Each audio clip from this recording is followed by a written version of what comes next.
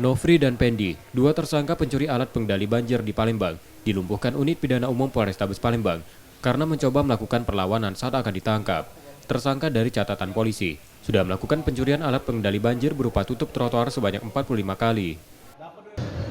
Dan memang ada dari pelapornya yaitu Dinas Pekerjaan Umum, Bina Marga dan Tata Ruang Provinsi Sumsel ada melaporan ke kami ke Polrestabes Palembang dan di Polsek, dan memang sudah kita langsung tindak lanjuti. Alhamdulillah pelaku berhasil kita amankan dan dia memang sudah ada banyak yang dari korban ini sekitar 45 ya buah besi itu yang hilang, dan akhirnya ditutup lagi sama korban karena itu untuk kontrol biar tidak banjir.